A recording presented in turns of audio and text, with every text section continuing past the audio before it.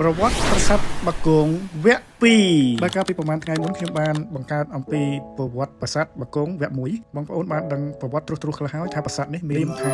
ប្រាសាទឥន្ទ្រីស្វរៈដែលឧទ្ទិសដល់ព្រះសិវៈកសាងដោយព្រះបាទឥន្ទ្រវរមៈនៅឆ្នាំ881នៃគ្រិស្តសករាជជាប្រាសាទរាជរបស់ព្រះអង្គឥឡូវនេះខ្ញុំសូមបង្ហាញបន្តនៅវគ្គ2អំពីទិដ្ឋភាពនៃខឿននិងប្រាង្គសំខាន់នៅផ្នែកខាងលើពេលយើងក្រឡេកមើលប្រាសាទប្រាង្គខាងលើពីចម្ងាយយើងឃើញវាហាក់ដូចជាកំពុងអណ្ដែតកាយនៅលើវិហារគួរឲ្យចង់គយគន់ប្រាង្គនេះសង់នៅលើខឿន5ថ្នាក់ហើយខឿនទាំងអស់នេះមានទំហំរួមតូចទៅនៅផ្នែកខាងលើដែលបង្កើតបានជារាងពីរ៉ាមីតមុននឹងពិពណ៌នាអំពីផ្នែកខាងលើនៃកំពូលខ្ញុំសូមបង្ហាញអំពីផ្ទៃនៃជញ្ជាំងតាមថ្នាក់នីមួយៗនៅលើផ្ទៃជញ្ជាំងនៃខឿនគ្រប់ថ្នាក់គ្រប់ជ្រុងទាំងអស់សុទ្ធតែមានស្នាមចោះទម្លុះឲ្យមានប្រហោងសម្រាប់ដាក់បន្ទះដាច់ថែបដែលមានទម្រង់ជាអក្សរ I ចូលទៅក្នុងសាច់ថ្មនៅចន្លោះផ្ទាំងថ្មនីមួយៗសម្រាប់ភ្ជាប់គ្នាពីមួយដុំទៅមួយដុំក្នុងករណីនេះមិនទាន់ត្រូវបានគេអះអាងជាក់លាក់ណាមួយថាតើវាត្រូវបានធ្វើឡើងនៅក្នុងសម័យដើមនៃការកសាងប្រាសាទឬសម័យក្រោយនៃការកសាងប្រាសាទឬក៏នៅក្នុងសម័យនៃការរុះរើដើម្បីជួសជុលប្រាសាទ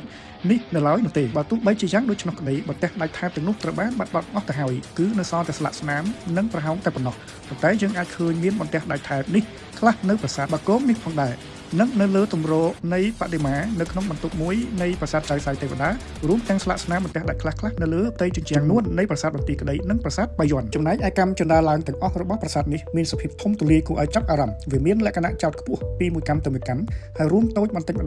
ដងពីមួយជាន់ទៅមួយជាន់ទៀតខ្ញុំសូមជម្រាបថាប្រាសាទភ្នំសំខាន់មួយចំនួននាសតវត្សទី9និងទី10មានលក្ខណៈធំអស្ចារ្យណាស់តួយ៉ាងដូចជាកម្មចន្ទារបស់ប្រាសាទបាគងនេះនិងប្រាសាទប្រែរូបជាដើមនៅអមសងខាងចន្ទាគ្រប់ទិសទាំង4មានលម្អរូបសំណាកតោចំនួន2នៃជាន់នីមួយៗផងដែរខ្ញុំសូមស្លេះត្រឹមនេះហើយនឹងសូមរងចាំទស្សនាភាគ3នៃប្រាសាទបាគងជាមួយខ្ញុំបាទហែមសុភ័ណ្ឌជាមគ្គុទ្ទេសក៍ទេសចរប្រចាំជាតិកម្ពុជានិងជាចងក្រងសៀវភៅមគ្គុទ្ទេសក៍អាណាចក្រអង្គរ Kingdom Guidebook និងសៀវភៅមគ្គុទ្ទេសក៍ប្រាសាទបុរាណខ្មែរបើបងប្អូនត្រូវការកំងជីវអានសៀវភៅទាំងអស់នេះសូមដាក់លេខទូរស័ព្ទនៅក្នុងប្រអប់សារឬឆាតចូលក្នុង Telegram របស់ខ្ញុំបាទក្រុមការងារនឹងតាក់ទងរួចដឹកជញ្ជូននៅទូទាំងប្រទេសកម្ពុជា